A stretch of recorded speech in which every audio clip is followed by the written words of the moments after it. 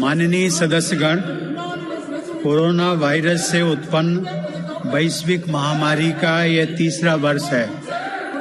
इस दौरान हमने भारत के लोगों की लोकतांत्रिक मूल्यों में अगाध आस्था, अनुशासन और कर्तव्य परायणता को और मजबूत होते देखा है। आज जब भारत अपनी आज़ादी के 75 वर्ष पर अमृत महोत्सव मना रहा है, तब प्रत्येक भारतवासी की यह संकल्प शक्ति भारत के उज्जवल भविष्य के लिए असीम विश्वास पैदा करती है।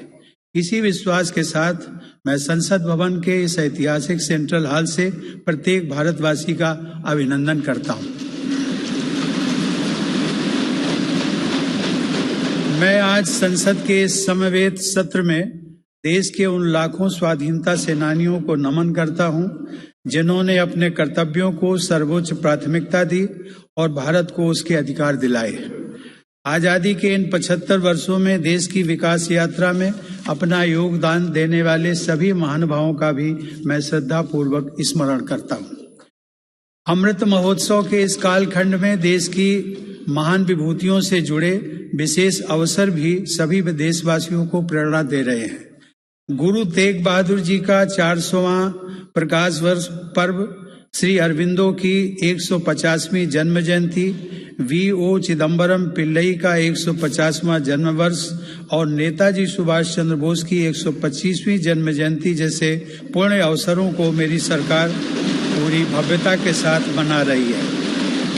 सरकार ने इस वर्ष से गणतंत्र दिवस समारोह को नेताजी की जयंती पर 23 जनवरी से ही मनाने की शुरुआत की है।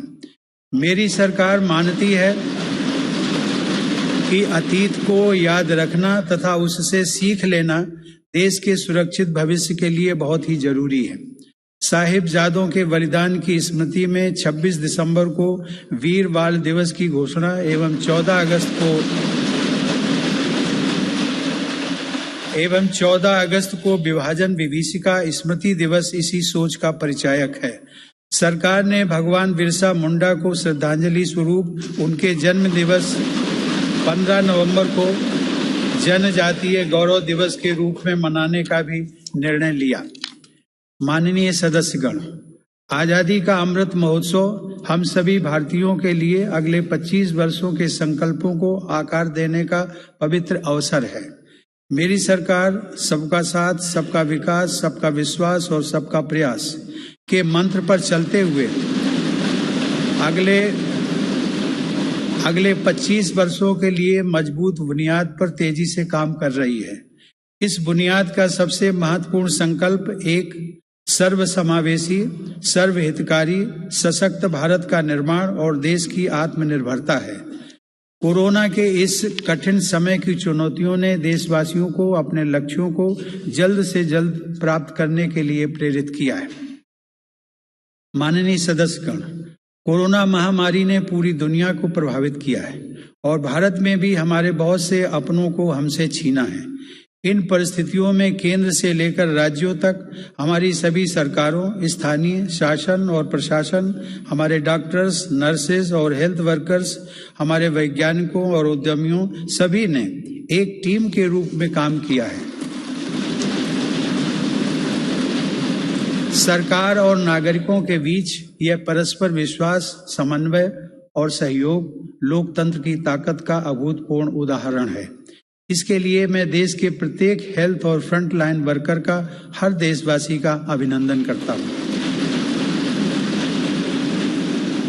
कोविड-19 के खिलाफ इस लड़ाई में भारत के सामर्थ्य का प्रमाण कोविड वैक्सीनेशन प्रोग्राम में नजर आया है। हमने 1 साल से भी कम समय में 150 करोड़ से भी ज्यादा वैक्सीन डोज लगाने का रिकॉर्ड पार किया है। आज हम पूरी दुनिया में सबसे ज्यादा वैक्सीन डोज देने वाले अग्रणी देशों में से एक हैं। इस अभियान की सफलता ने देश को एक ऐसा रक्षा कवच दिया है जिससे हमारे नागरिकों की सुरक्षा भी बढ़ी है और उनका मनोबल भी बढ़ा है। आज देश में 90% से अधिक वयस्क नागरिकों को टीके की 1 डोज मिल चुकी है, जबकि 70% से अधिक लोग दोनों डोज ले चुके हैं। हर घर दस्तक अभियान के माध्यम से सरकार बाकी लोगों तक भी पहुंच रही है। इसी माह वैक्सीनेशन प्रोग्राम में 15 से 18 वर्ष तक के किशोर किशोरियों को भी शामिल किया गया है। साथ ही फ्रंटलाइन वर्कर्स और बीमारियों से ग्रस्त वरिष्ठ नागरिकों के लिए प्रिकॉशनरी डोज की भी शुरुआत की गई है। अब तक देश में कुल 8 वैक्सीन्स को इमरजेंसी यूज के लिए स्वीकृत मिल चुकी है। भारत में बन रही 3 वैक्सीन्स को विश्व स्वास्थ्य संगठन की तरफ से आपात स्थिति में उपयोग की मंजूरी भी मिली है। भारत में बन रही ये वैक्सीन्स पूरी दुनिया को महामारी से मुक्त कराने और करोड़ों लोगों का जीवन बचाने में अहम भूमिका निभा रही है। माननीय सदस्यगण, कोरोना महामारी से निपटने के लिए हमारे देश के प्रयास केवल तात्कालिक चुनौतियों तक सीमित नहीं है। इसीलिए मेरी सरकार ऐसे दूरदर्शी समाधान तैयार कर रही है जो भविष्य के लिए भी प्रभावी और उपयोगी रहें। सरकार द्वारा 64,000 करोड़ रुपए की लागत से शुरू किया गया प्रधानमंत्री Ayushman Bharat health infrastructure mission इसका एक सराहनीय उदाहरण है। इससे न केवल वर्तमान की स्वास्थ्य संबंधी जरूरतों को पूरा करने में मदद मिलेगी, बल्कि आने वाले संकटों के लिए भी देश को तैयार किया जा सकेगा। मेरी सरकार की संवेदनशील नीतियों के कारण देश में अब स्वास्थ्य सेवाएं जन साधारण तक आसानी से पहुंच रही हैं। 80,000 से अधिक हेल्थ एंड वेलनेस सेंटर्स और करोड़ों की संख्या में जारी आयुष्मान भारत कार्ड से गरीबों को इलाज में बहुत मदद मिली है। सरकार ने 8,000 से अधिक जन औषधि केंद्रों के माध्यम से कम कीमत पर दवाइयां उपलब्ध कराकर इलाज पर होने वाले खर्च को कम किया है। सुलभ और सुगम स्वास्थ्य सेवाओं के लिए उठाया गया आयुष्मान भारत डिजिटल मिशन भी एक बड़ा कदम है। माननीय सदस्यगण, कोरोना काल में भारतीय फार्मा सेक्टर ने भी अपनी श्रेष्ठता को साबित किया है। वर्तमान समय में भारतीय फार्मा कंपनियों के उत्पाद 180 से ज्यादा देशों में पहुंच रहे हैं। लेकिन इस क्षेत्र में भारत के लिए संभावनाएं कहीं अधिक व्यापक हैं। फार्मा इंडस्ट्री के लिए मेरी सरकार द्वारा घोषित PLI स्कीम से इन संभावनाओं को विस्तार मिलेगा और रिसर्च को भी गति मिलेगी।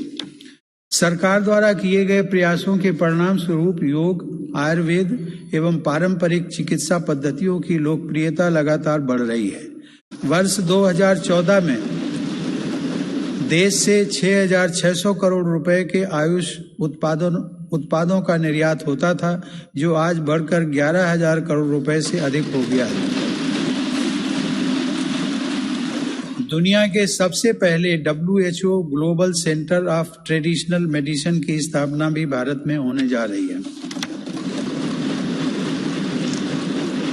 माननीय सदस्यगण, हमारे संविधान के मुख्य शिल्पी बाबा साहब डॉक्टर भीमराव अंबेडकर ने कहा था कि मेरा आदर्श एक ऐसा समाज होगा जो स्वाधीनता, समानता और भाईचारे पर आधारित हो। प्रजातंत्र सरकार का एक स्वरूप मात्र नहीं है। प्रजातंत्र का मूल है अपने साथियों के प्रति आदर और सम्मान की भावना। बाबा साहब के इन आदर्शों को मेरी सरकार अपने लिए ध्येय वाक्य मानती है। मेरी सरकार की आस्था अंत्योदय के मूल मंत्र में है, जिसमें सामाजिक न्याय भी हो, समानता भी हो, सम्मान भी हो और समान अवसर भी हो। इसीलिए आज सरकार की नीतियों में गांव, गरीब, पिछड़े, अनुसूचित जाति एवं जनजातियों को सर्वोच्च प्राथमिकता दी जा रही है।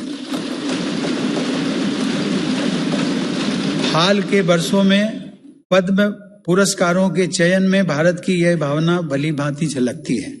विविधता से भरे भारत में देश के कोने कोने में समर्पित जीवन जीने वाले लोग राष्ट्र सेवा में जुटे हुए हैं। उनमें भारत की शक्ति के दर्शन होते हैं। माननीय सदस्यगण, कोरोना के इस महासंकट में हमने बड़े बड़े देशों में खाद्यान्न की कमी और भूख की परेशानी देखी है, लेकिन मेरी संवेदनशील सरकार ने इस बात का पूरा प्रयास किया कि 100 साल के इस सबसे बड़े संकट में कोई गरीब भूखा न रहे। प्रधानमंत्री गरीब कल्याण अन्न योजना के अंतर्गत मेरी सरकार सभी गरीबों को हर महीने मुफ्त राशन दे रही है। 80 करोड़ लाभार्थियों को 19 महीनों से खाद्यान्न वितरित करने हेतु 2,60,000 करोड़ रुपए के खर्च के साथ भारत में आज दुनिया का सबसे बड़ा फूड डिस्ट्रीब्यूशन प्रोग्राम चलाया जा रहा है। वर्तमान परिस्थितियों को देखते हुए पूरी संवेदनशीलता के साथ मेरी सरकार ने इस योजना को मार्च 2022 तक बढ़ा दिया है। कोरोना काल में गरीब के स्वाभिमान और उसके रोजगार की रक्षा करने के लिए सरकार प्रधानमंत्री स्वनिधि योजना भी चला रही है। यह योजना हमारे रेहड़ी पटरी वाले भाइयों बहनों के लिए बहुत सहायक सिद्ध हो रही है। इस योजना के तहत अब तक 28 लाख रेहड़ी पटरी वालों को 2900 करोड़ रुपए से ज्यादा की धनराशि जारी की गई। सरकार अब इन स्ट्रीट वेंडर्स को ऑनलाइन फूड डिलीवरी करने वाली कंपनियों के साथ भी जोड़ रही है। श्रमिकों के हितों की रक्षा के लिए सरकार ने ई श्रम पोर्टल भी शुरू किया है, जिससे अब तक 23 करोड़ से अधिक श्रमिक जुड़ चुके हैं। जनधन आधार मोबाइल अर्थात जैम ट्रिनिटी को मेरी सरकार ने जिस तरह नागरिक सशक्तिकरण से जोड़ा है, उसका प्रभाव भी हम लगातार देख रहे हैं। 44 करोड़ से अधिक गरीब देशवासियों के बैंकिंग सिस्टम से जुड़ने के कारण महामारी के दौरान करोड़ों लाभार्थियों को सीधे कैश ट्रांसफर का लाभ मिला है। डिजिटल इंडिया और डिजिटल इकोनॉमी के बढ़ते प्रसार के संदर्भ में देश के यूपीआई प्लेटफॉर्म की सफलता के लिए भी मैं सरकार के विजन की प्रशंसा करूंगा। दिसंबर 2021 में देश में 8 लाख करोड़ रुपए से ज्यादा का लेन देन यूपीआई के माध्यम से हुआ है। यह इस बात का उदाहरण है कि हमारे देश में जन सामान्य द्वारा बदलाव और तकनीक को बहुत तेजी से अपनाया जा रहा है। माननीय सदस्यगण, मेरी सरकार मूलभूत सुविधाओं को गरीब के सशक्तिकरण और गरीब की गरिमा बढ़ाने का माध्यम मानती है। पिछले वर्षों के अनवरत प्रयासों से प्रधानमंत्री आवास योजना में अब तक 2 करोड़ से अधिक पक्के घर गरीबों को मिल चुके हैं। प्रधानमंत्री आवास योजना ग्रामीण के तहत गत 3 वर्षों में करीब 1.5 लाख करोड़ रुपए की लागत से 1 करोड़ 17 लाख घर स्वीकृत किए गए।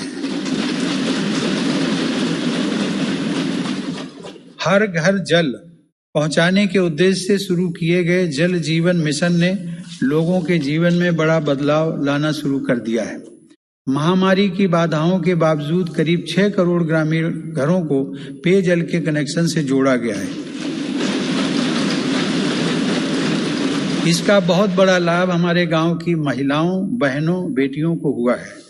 ग्रामीण क्षेत्रों में लोगों को उनकी संपत्ति के दस्तावेज देने के लिए शुरू की गई स्वामित्व योजना भी एक असाधारण प्रयास है।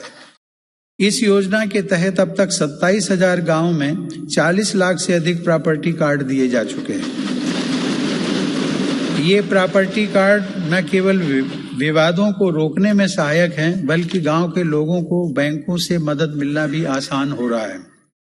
माननीय सदस्यगण, मेरी सरकार ग्रामीण अर्थव्यवस्था और देश के किसानों को सशक्त बनाने के लिए निरंतर काम कर रही है। वैश्विक महामारी के बावजूद साल 2020-21 में हमारे किसानों ने 30 करोड़ टन से अधिक खाद्यान्न और 33 करोड़ टन से अधिक बागवानी उत्पादों की पैदावार की। सरकार ने रिकॉर्ड उत्पादन को ध्यान में रखते हुए रिकॉर्ड सरकारी खरीद की है। रबी की फसल के दौरान 433 लाख मीट्रिक टन गेहूं की खरीद की गई, जिससे लगभग 50 लाख किसानों को सीधा फायदा पहुंचा है। खरीफ की फसल के दौरान रिकॉर्ड लगभग 900 लाख मीट्रिक टन धान की खरीद की गई, जिससे 1 करोड़ 30 लाख किसान लाभान्वित हुए। सरकार के प्रयासों से देश का कृषि निर्यात भी रिकॉर्ड स्तर पर बढ़ा है। वर्ष 2020-21 में कृषि निर्यात में 25% से अधिक की वृद्धि दर्ज की गई। यह निर्यात लगभग 3 लाख करोड़ रुपए पहुंच गया है। हॉर्टिकल्चर और शहद उत्पादन भी किसानों के लिए आमदनी के नए स्रोतों और बाजार तक उनकी बढ़ती पहुंच के महत्वपूर्ण माध्यम हैं। शहद उत्पादन को प्रोत्साहन देने से वर्ष 2020-21 में देश का शहद उत्पादन 1,25,000 मीट्रिक टन तक पहुंच गया है, जो कि 2014-15 की तुलना में करीब 55% ज्यादा है। 2014-15 की तुलना में शहद की निर्यात मात्रा में भी 102% से ज्यादा की वृद्धि दर्ज की गई है। किसानों को उनकी फसल के अधिक दाम मिले, इसके लिए उनके उत्पादों का सही बाजार तक पहुंचना जरूरी होता है। इस दिशा में सरकार ने किसान रेल सेवा शुरू करते हुए किसानों के लिए खुशहाली के नए रास्ते खोलने का काम किया है। कोरोना काल में भारतीय रेल ने सब्जियों, फलों तथा दूध जैसी जल्दी खराब होने वाली खाद्य सामग्री के परिवहन के लिए 150 से अधिक मार्गों पर 1900 से ज्यादा किसान रेल चलाई और करीब 6 लाख मीट्रिक टन कृषि उत्पादों की ढुलाई की। यह इस बात का उदाहरण है कि अगर सोच नई हो तो पुराने संसाधनों से भी नए रास्ते बनाए जा सकते हैं। माननीय सदस्यगण, कृषि क्षेत्र में देश की सतत सफलता और बढ़ते सामर्थ्य का सबसे बड़ा श्रेय मैं देश के छोटे किसानों को देना चाहता हूं। देश के 80% किसान छोटे किसान ही हैं, जिनके हितों को मेरी सरकार ने हमेशा केंद्र में रखा है। प्रधानमंत्री किसान सम्मान निधि के माध्यम से 11 करोड़ से अधिक किसान परिवारों को 1,80,000 करोड़ रुपए दिए गए। इस निवेश से कृषि क्षेत्र में आज बड़े बदलाव दिखाई दे रहे हैं। फसल बीमा योजना में नए बदलावों का लाभ भी देश के छोटे किसानों को हुआ है। इन बदलावों के बाद से अब तक 8 करोड़ से अधिक किसानों को मुआवजा के तौर पर 1 लाख करोड़ रुपए से ज्यादा की राशि दी जा चुकी है। खेतों के नजदीक जरूरी इंफ्रास्ट्रक्चर को विकसित करने के लिए भी मेरी सरकार अभूतपूर्व स्तर पर निवेश कर रही है। 1 लाख करोड़ रुपए के कृषि इंफ्रास्ट्रक्चर फंड के अंतर्गत हजारों परियोजनाओं को मंजूरी दी गई है। मेरी सरकार ने खाद्य तेल में आत्मनिर्भरता को ध्यान में रखते हुए 11,000 करोड़ रुपए की लागत से national mission on edible oil palm की शुरुआत भी की है। सरकार ऑर्गेनिक खेती, प्राकृतिक खेती और क्रॉप डाइवर्सिफिकेशन जैसे विशेष प्रयास भी कर रही है। यह आप सभी की जानकारी में है कि संयुक्त राष्ट्र ने वर्ष 2023 को इंटरनेशनल ईयर ऑफ मिलेट्स के रूप में घोषित किया है। मेरी सरकार इंटरनेशनल ईयर ऑफ मिलेट्स को देश के किसानों, self help groups, FPOs, food industry और जन सामान्य के साथ मिलकर व्यापक स्तर पर मनाएगी। मेरी सरकार वर्षा जल संरक्षण के लिए भी गंभीरता से काम कर रही है। देश में रेन वाटर हार्वेस्टिंग इंफ्रास्ट्रक्चर के निर्माण और पारंपरिक जल स्रोतों के जीर्णोद्धार के लिए विशेष अभियान चलाए जा रहे हैं। प्रधानमंत्री कृषि सिंचाई योजना के तहत विभिन्न परियोजनाओं और अटल भू जल योजना की मदद से देश में 64 लाख हेक्टेयर सिंचाई क्षमता विकसित की गई है। नदियों को आपस में जोड़ने की योजनाओं पर भी सरकार ने काम आगे बढ़ाया है। हाल ही में 45,000 करोड़ रुपए की लागत से पूरी होने वाली केन बेतवा लिंक परियोजना को भी स्वीकृति दी गई है। यह परियोजना बुंदेलखंड में पानी की चुनौतियों को समाप्त करने में सहायक होगी। माननीय सदस्यगण, ग्रामीण अर्थव्यवस्था को गति देने में महिलाओं की भूमिका अधिक विस्तृत होती जा रही है।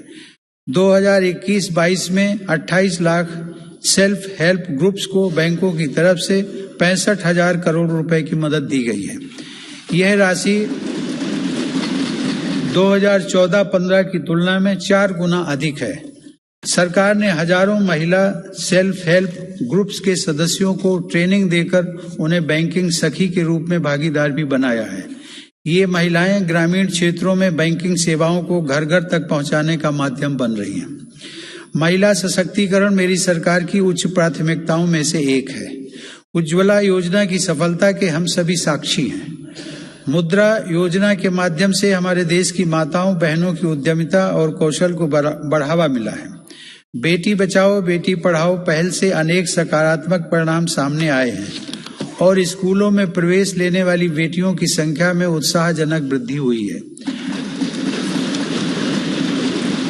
बेटे बेटी को समानता का दर्जा देते हुए मेरी सरकार ने महिलाओं के विवाह के लिए न्यूनतम आय को 18 वर्ष से बढ़ाकर पुरुषों के समान 21 वर्ष करने का विधेयक भी संसद में प्रस्तुत किया है। सरकार ने 3 तलाक को कानूनन अपराध घोषित कर समाज को इस कुप्रथा से मुक्त करने की शुरुआत की है। मुस्लिम महिलाओं पर केवल मेहरम के साथ ही हज यात्रा करने जैसे प्रतिबंधों को भी हटाया गया है। वर्ष 2014 से पूर्व अल्पसंख्यक वर्ग के लगभग 3 करोड़ विद्यार्थियों को छात्रवृत्तियां दी गई थी, जबकि मेरी सरकार ने वर्ष 2014 से अब तक ऐसे 4.5 करोड़ से अधिक विद्यार्थियों को छात्रवृत्तियां प्रदान की। इससे मुस्लिम बालिकाओं के स्कूल छोड़ने की दर में महत्वपूर्ण कमी दर्ज की गई है तथा उनके प्रवेश में वृद्धि देखी गई है। देश की बेटियों में सीखने की क्षमता को बढ़ावा देने के लिए राष्ट्रीय शिक्षा नीति में जेंडर इंक्लूजन फंड का भी प्रावधान किया गया है। यह हर्ष की बात है कि मौजूदा सभी 33 सैनिक स्कूलों ने बालिकाओं को प्रवेश देना शुरू कर दिया है।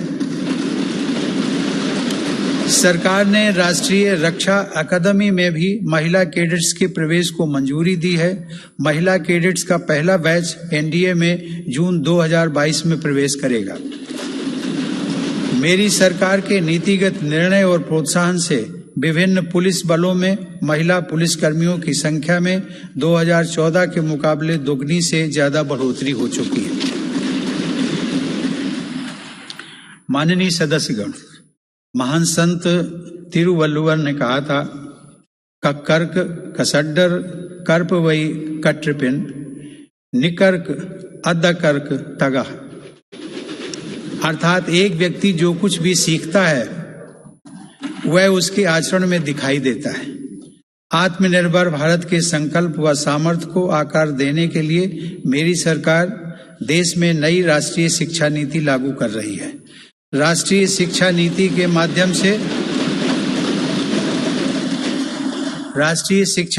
माध्यम से स्थानीय भाषाओं को भी प्रोत्साहित किया जा रहा है। स्नातक पाठ्यक्रमों की महत्वपूर्ण प्रवेश परीक्षाएं भारतीय भाषाओं में भी संचालित करने पर जोर दिया जा रहा है। इस वर्ष 10 राज्यों के 19 इंजीनियरिंग कॉलेजों में 6 भारतीय भाषाओं में पढ़ाई शुरू हो रही है। स्किल इंडिया मिशन के तहत ITI, जन शिक्षण संस्थान और प्रधानमंत्री कौशल केंद्रों के जरिए पूरे देश में 2.25 करोड़ से अधिक युवाओं का कौशल विकास हुआ है। स्किल को उच्च शिक्षा के साथ जोड़ने के लिए UGC के नियमों में कई बदलाव भी किए गए हैं। कोरोना से लड़ाई के लिए स्किल इंडिया मिशन के तहत हेल्थ केयर से जुड़े 6 विशेष प्रशिक्षण कार्यक्रम शुरू किए गए। इनसे हेल्थ केयर सेक्टर को मदद मिल रही है।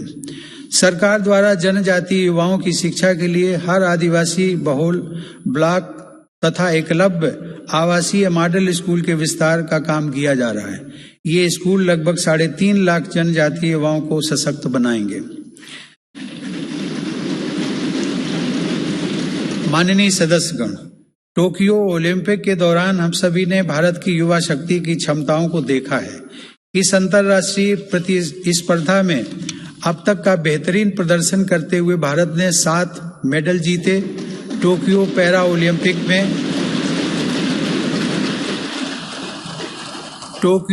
ओलंपिक में भी भारतीय पैरा एथलीटों ने 19 पदक जीतकर रिकॉर्ड कायम किया। ओलंपिक प्रतिस्पर्धाओं तथा खेलकूद में भारत की उपस्थिति मजबूत करने के लिए केंद्र सरकार राज्य सरकारों के साथ मिलकर देश में सैकड़ों खेलो इंडिया केंद्र स्थापित कर रही है। पैरा स्पोर्ट्स में दिव्यांग युवाओं को ट्रेनिंग देने के लिए सरकार ने ग्वालियर में आधुनिक सुविधाओं से युक्त सेंटर फॉर डिसेबिलिटी स्पोर्ट्स की स्थापना भी की है। माननीय सदस्यगण, दिव्यांग जनों के लिए सुगमता, समानता और सम्मानपूर्ण जीवन के अवसर प्रदान करना एक समाज के रूप में हमारी सामूहिक जिम्मेदारी है। इस दिशा में आज सुगम्य भारत अभियान हमारी राष्ट्रीय संवेदना का परिचय दे रहा है। दिव्यांग जनों का जीवन बदलने के लिए देश में निःशुल्क सहायक उपकरणों से लेकर कॉकलियर इम्प्लांट सर्जरी जैसे प्रोग्राम चलाए जा रहे हैं। इन कार्यक्रमों के अंतर्गत अब तक 25 लाख से अधिक दिव्यांग व्यक्तियों को सहायता उपकरण उपलब्ध करवाए गए और करीब 4000 सफल कॉकलियर इम्प्लांट किए गए। इन्हीं प्रयासों को आगे बढ़ाते हुए सरकार ने मध्य प्रदेश में national institute of mental health rehabilitation की स्थापना भी की है। दिव्यांग युवाओं के भविष्य के लिए 10,000 शब्दों की इंडियन साइन लैंग्वेज डिक्शनरी भी बनाई गई है। माननीय सदस्यगण, हमारा स्टार्टअप इकोसिस्टम हमारे युवाओं के नेतृत्व में तेजी से आकार ले रही अनंत नई संभावनाओं का उदाहरण है।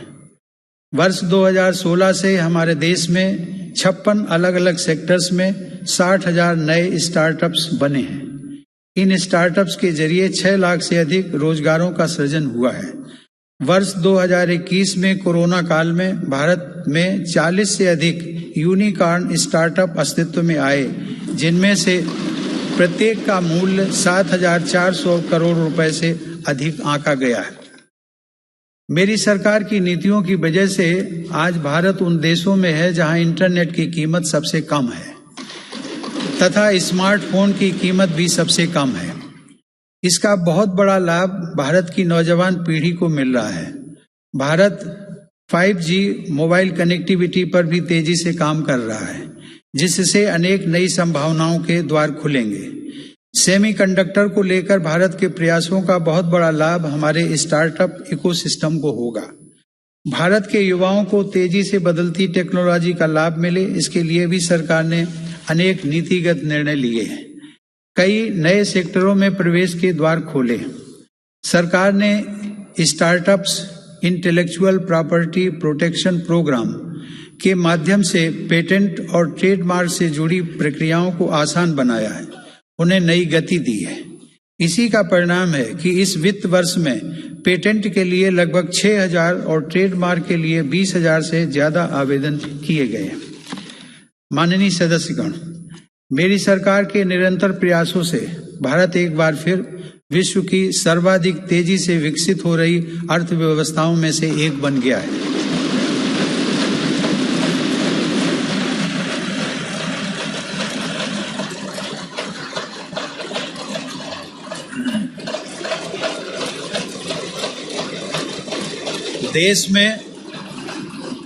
देश में जीएसटी कलेक्शन पिछले कई महीनों से निरंतर 1 लाख करोड़ रुपए से ऊपर बना हुआ है।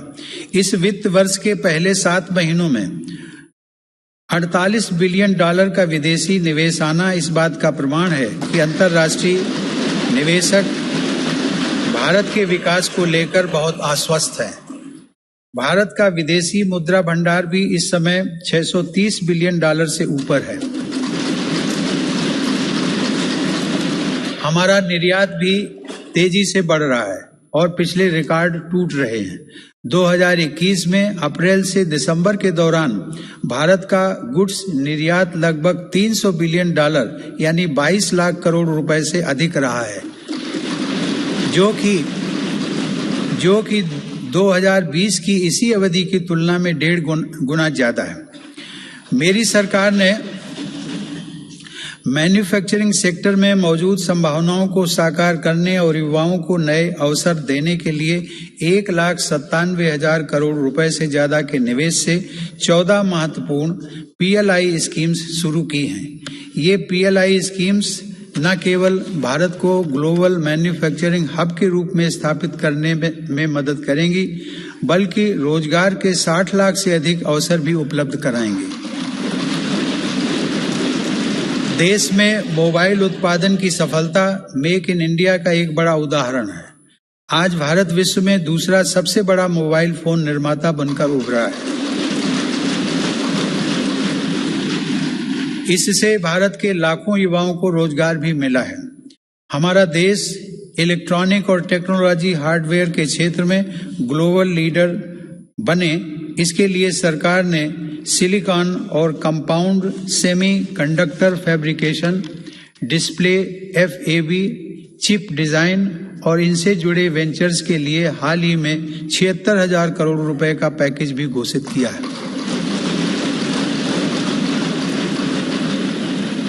मेरी सरकार नए क्षेत्रों के साथ साथ उन पारंपरिक क्षेत्रों में भी देश की स्थिति को पुनः मजबूत बना रही है जिनमें हमारे पास सैकड़ों वर्षों का अनुभव है। इसी दिशा में मेरी सरकार द्वारा वस्त्र उद्योग के विकास के लिए करीब 4,500 करोड़ रुपए के निवेश से 7 मेगा इंटीग्रेटेड टेक्सटाइल रीजन और अपैरल पार्क बनाए जा रहे हैं।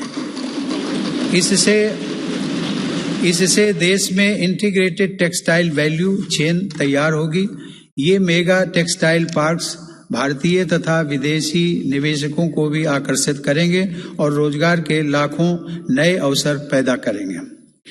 माननीय सदस्यगण, भारत की समृद्धि में बड़े उद्योगों के साथ सूक्ष्म एवं लघु उद्योगों की भूमिका बहुत महत्वपूर्ण है। हमारे MSMEs हमारी अर्थव्यवस्था का मेरुदंड रहे हैं और आत्मनिर्भर भारत को गति प्रदान करते रहे हैं। कोरोना काल में MSMEs को संकट से बचाने और जरूरी क्रेडिट उपलब्ध कराने के लिए सरकार ने 3 लाख करोड़ रुपए के कोलेटरल फ्री लोन्स की व्यवस्था की। हाल के अध्ययनों से यह स्पष्ट हुआ है कि इस योजना की सहायता से 13.5 लाख MSME यूनिट्स को जीवन दान दिया गया और 1.5 करोड़ रोजगार भी सुरक्षित किए गए। जून 2021 में सरकार 3 लाख करोड़ रुपए की इस गारंटी को बढ़ाकर 4.5 लाख करोड़ रुपए कर चुकी है। MSME सेक्टर को विस्तार प्रदान करने तथा इस सेक्टर के लिए अवसर बढ़ाने हेतु कई नीतिगत फैसले भी लिए गए हैं। MSMEs की नई परिभाषा से छोटे उद्योगों को आगे बढ़ाने में मदद मिल रही है। सरकार ने थोक और खुदरा व्यापारियों व स्ट्रीट वेंडर्स को उद्यम पोर्टल पर रजिस्टर करने की अनुमति भी दी है ताकि उन्हें प्रायोरिटी सेक्टर लेंडिंग का लाभ मिल सके। मैं खादी की सफलता का भी विशेष उल्लेख करूंगा। आजादी की लड़ाई में बापू के नेतृत्व में देश की चेतना का प्रतीक रही खादी एक बार फिर छोटे उद्यमियों का संबल बन रही है। सरकार के प्रयासों से 2014 की तुलना में देश में खादी की बिक्री 3 गुना बढ़ी है।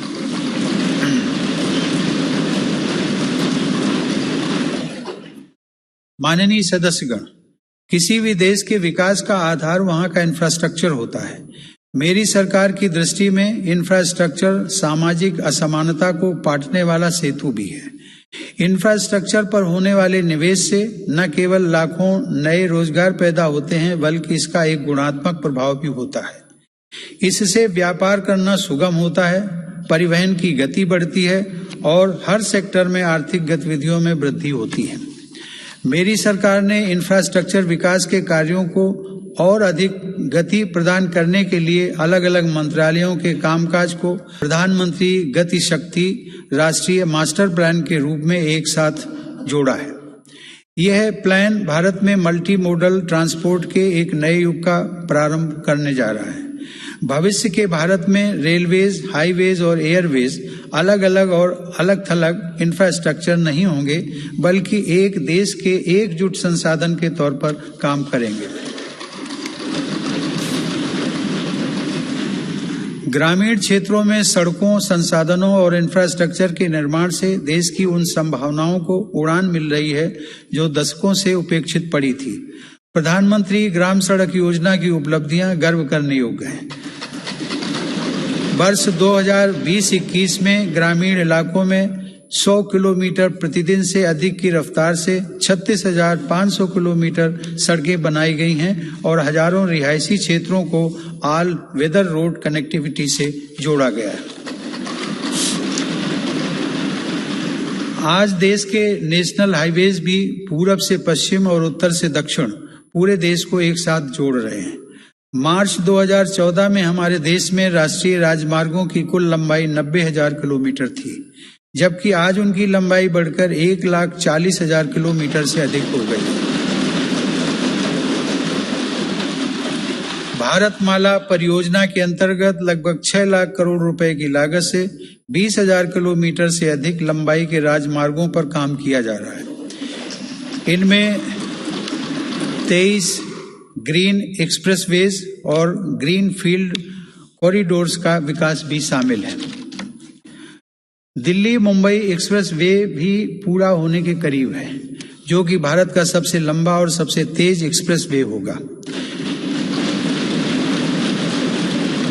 मेरी सरकार को पंढरपुर तीर्थ को जोड़ने वाले संत ज्ञानेश्वर मार्ग और संत तुकाराम पालकी मार्ग के चौड़ीकरण का काम शुरू करने का सौभाग्य भी मिला है। देश में आधुनिक इंफ्रास्ट्रक्चर के विकास से आज जहां एक ओर विकास के नए रास्ते खुल रहे हैं, तो वहीं दूसरी ओर इससे देश की सुरक्षा को भी नई ताकत मिल रही है। बॉर्डर रोड्स ऑर्गेनाइजेशन (BRO) ने लद्दाख में उमलिंग ला दर्रा पर 19,000 फीट की ऊंचाई पर विश्व की सबसे ऊंची परिवहन योग्य सड़क का निर्माण किया है। लद्दाख के देमचोक, उत्तराखंड के जोलिंगकोंग और अरुणाचल प्रदेश के हुरी जैसे सर्वाधिक दूरस्थ गांवों को भी आधुनिक सड़कों से जोड़ा गया है। मेरी सरकार भारतीय रेलवे का भी तेज गति से आधुनिकीकरण कर रही है। नई वंदे भारत ट्रेनें तथा नए विस्टाडोम कोच भारतीय रेल की आभा में वृद्धि कर रहे हैं। बीते 7 वर्षों में 24,000 किलोमीटर रेलवे रूट का विद्युतीकरण हुआ है। नई रेलवे लाइंस बिछाने और दोहरीकरण का काम भी तेज गति से जारी है। गुजरात में गांधीनगर रेलवे स्टेशन और मध्य प्रदेश में रानी कमलापति रेलवे स्टेशन आज आधुनिक भारत की नई तस्वीर के रूप में सामने आए। कश्मीर में चिनाब नदी पर निर्मित हो रहा रेलवे आर्च ब्रिज आकर्षण का केंद्र बन रहा है। मेरी सरकार ने गरीब और मध्यम वर्ग का जीवन आसान बनाने के लिए पब्लिक ट्रांसपोर्ट की सुविधा बढ़ाने में भी असाधारण काम किया है।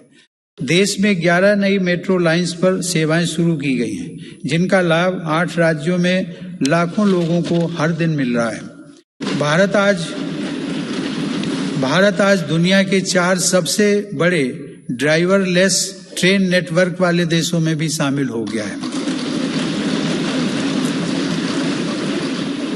हमने देश में इंडिजिनस ऑटोमेटिक ट्रेन सिस्टम भी विकसित किया है, जो कि मेक इन इंडिया की बढ़ती क्षमता का प्रतीक है। सरकार ने देश में 21 ग्रीन फील्ड एयरपोर्ट्स के निर्माण के लिए भी मंजूरी दी है। इनमें से देश का सबसे बड़ा एयरपोर्ट उत्तर प्रदेश के गौतम बुद्ध नगर जिले में बन रहा है।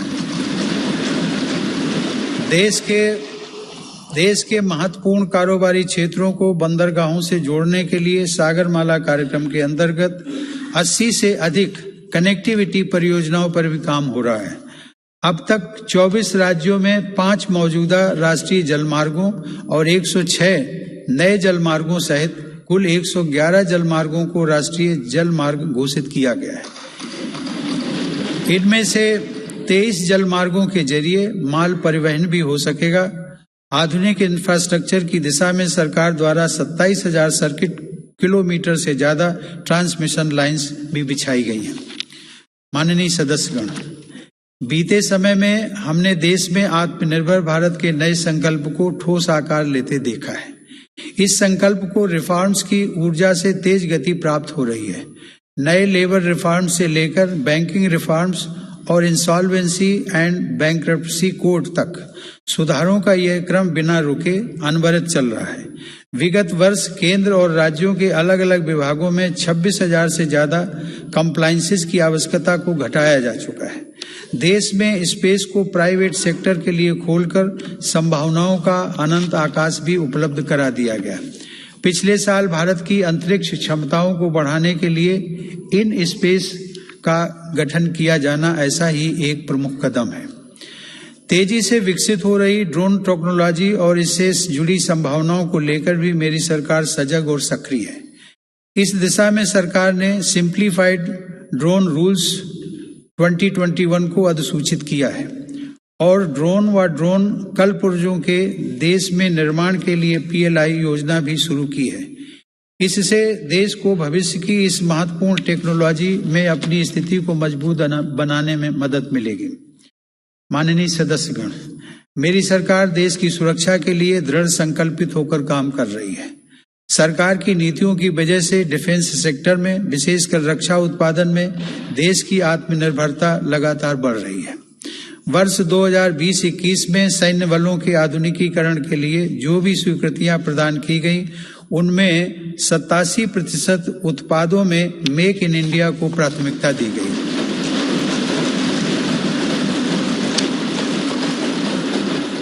इसी प्रकार 2020-21 में 98% उपकरणों से जुड़े अनुबंधों में मेक इन इंडिया को प्राथमिकता दी गई है। हमारी सेनाओं ने 209 ऐसे साजो सामान की सूची भी जारी की है जिन्हें अब विदेश से नहीं खरीदा जाएगा। रक्षा उपक्रमों द्वारा 2800 से ज्यादा ऐसे उपकरणों की सूची जारी की जा चुकी है जिनका देश में ही निर्माण किया जाएगा। हिंदुस्तान एरोनॉटिक्स लिमिटेड के साथ 83 LCA तेजस फाइटर एयरक्राफ्ट के निर्माण हेतु अनुबंध किए गए हैं। सरकार ने ऑर्डिनेंस फैक्ट्रियों को 7 डिफेंस PSUs का रूप देने के लिए महत्वपूर्ण कदम उठाए हैं। इसके अलावा रक्षा क्षेत्र में प्राइवेट सेक्टर और स्टार्टअप्स को तेजी से बढ़ावा देने के लिए भी सरकार प्रतिबद्ध है। हमारा लक्ष्य है कि हमारी सेनाओं की जरूरत का सामान भारत में विकसित हो तथा भारत में ही निर्मित हो। माननीय सदस्यगण, तेजी से उभरते वैश्विक परिवेश में भारत ने अपने राजनयिक संबंधों को बेहतर बनाते हुए अपनी स्थिति को मजबूत किया है। अगस्त 2021 में भारत ने संयुक्त राष्ट्र सुरक्षा परिषद की अध्यक्षता की और इस दौरान कई अभूतपूर्व निर्णय लिए गए। भारत की अध्यक्षता में ही सुरक्षा परिषद ने पहली बार समुद्री सुरक्षा के विषय पर अपने एजेंडा आइटम के अंतर्गत समग्र रूप से विचार विमर्श किया। संयुक्त राष्ट्र सुरक्षा परिषद ने इस विषय पर पहली बार एक प्रेसिडेंशियल स्टेटमेंट को सर्वसम्मति से अडॉप्ट भी किया। हमने अपने पड़ोसी देश अफगानिस्तान में अस्थिरता और नाजुक हालात को भी देखा है। भारत ने इन परिस्थितियों में मानवता को सर्वोपरि रखते हुए ऑपरेशन देवी शक्ति को संचालित किया। हमने अनेक चुनौतियों के बावजूद हमारे कई नागरिकों और कई अफगान हिंदू सिख अल्पसंख्यकों को काबुल से सफलतापूर्वक एयरलिफ्ट किया। हम उन कठिन हालात के बीच से पवित्र गुरु ग्रंथ साहिब के 2 स्वरूपों को भी सुरक्षित भारत लेकर आए। मानवता की दृष्टि से भारत अफगानिस्तान में मेडिकल सप्लाई और अनाज पहुंचाने में भी मदद कर रहा है। माननीय सदस्यगण, वर्तमान समय में जलवायु परिवर्तन पूरे विश्व के सामने बड़ी चुनौती है। भारत इस विषय पर एक जिम्मेदार वैश्विक आवाज बनकर उभरा है। COP26 शिखर सम्मेलन में मेरी सरकार ने घोषणा की है कि वर्ष 2030 तक भारत अपने कार्बन उत्सर्जन को 1 बिलियन टन से घटा देगा। भारत ने साल 2070 तक नेट जीरो उत्सर्जन वाली अर्थव्यवस्था का लक्ष्य भी रखा है। भारत ने विश्व समुदाय को साथ लेकर green grid initiative, one sun one world one grid की पहल भी की है। यह global interconnected solar power grid का पहला अंतर्राष्ट्रीय नेटवर्क बन रहा है। पर्यावरण को लेकर हमारे बड़े लक्ष्य और साहसिक संकल्प प्रकृति के प्रति हमारी संवेदनशीलता को दर्शाते हैं। माननीय सदस्यगण, मेरी सरकार भारत की प्राचीन विरासत को संरक्षित, समृद्ध और सशक्त करना अपना दायित्व समझती है। यह गौरव की बात है कि धौलावीरा की हड़प्पा साइट और तेलंगाना स्थित 13वीं शताब्दी के काकतीय रुद्रेश्वर रामप्पा मंदिर को यूनेस्को विश्व धरोहर स्थल घोषित किया गया। प्रयागराज कुंभ मेले के बाद यूनेस्को की अमूर्त सांस्कृतिक विरासत सूची में कोलकाता की प्रतिष्ठित दुर्गा पूजा को भी शामिल किया गया। सरकार की यह भी प्राथमिकता रही है कि भारत की अमूल्य धरोहरों को देश में वापस लाया जाए। 100 वर्ष पूर्व भारत से चोरी हुई मां अन्नपूर्णा देवी की मूर्ति को वापस लाकर काशी विश्वनाथ मंदिर में स्थापित किया गया।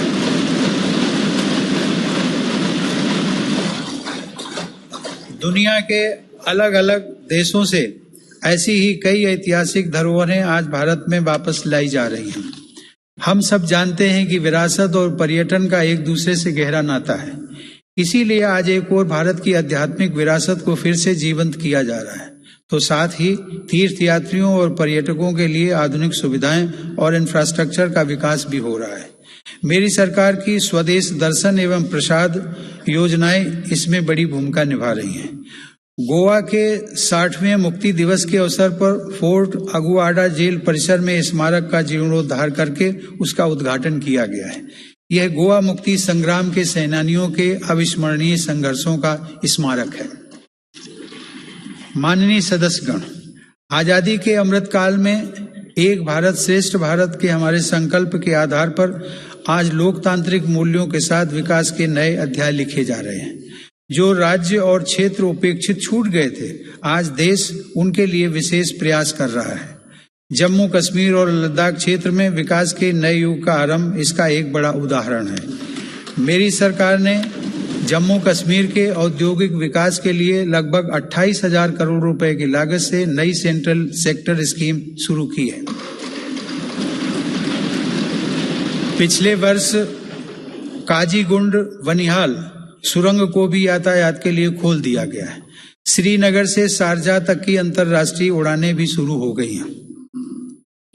जम्मू कश्मीर के लोगों को शिक्षा, स्वास्थ्य और रोजगार के बेहतर अवसर प्रदान करने के लिए अनेक महत्वपूर्ण कदम उठाए गए हैं। इस समय वहां 7 मेडिकल कॉलेजों के अलावा 2 एम्स का कार्य प्रगति पर है, जिनमें से एक एम्स जम्मू में और एक कश्मीर में है। IIT जम्मू और IIM जम्मू का निर्माण कार्य भी तेजी से चल रहा है। लद्दाख संघ राज्य क्षेत्र में इंफ्रास्ट्रक्चर और आर्थिक विकास को तेजी से आगे बढ़ाने के लिए सिंधु इंफ्रास्ट्रक्चर डेवलपमेंट कॉरपोरेशन की स्थापना की गई है। लद्दाख की इस विकास यात्रा में एक और उपलब्धि सिंधु सेंट्रल यूनिवर्सिटी के रूप में जुड़ रही है। माननीय सदस्यगण, मेरी सरकार पूर्वोत्तर के सभी राज्यों अरुणाचल प्रदेश, असम, मणिपुर, मेघालय, मिजोरम, नागालैंड, सिक्किम और त्रिपुरा के सतत विकास के लिए प्रतिबद्ध है। इन राज्यों में हर स्तर पर बुनियादी और आर्थिक अवसरों का विकास किया जा रहा है। रेल और हवाई कनेक्टिविटी जैसी सुविधाओं का सपना पूर्वोत्तर के लोगों के लिए अब साकार हो रहा है। यह देश के लिए गर्व का विषय है कि पूर्वोत्तर राज्यों की सभी राजधानियां मेरी सरकार के प्रयास से अब रेलवे के नक्शे पर आ रही हैं।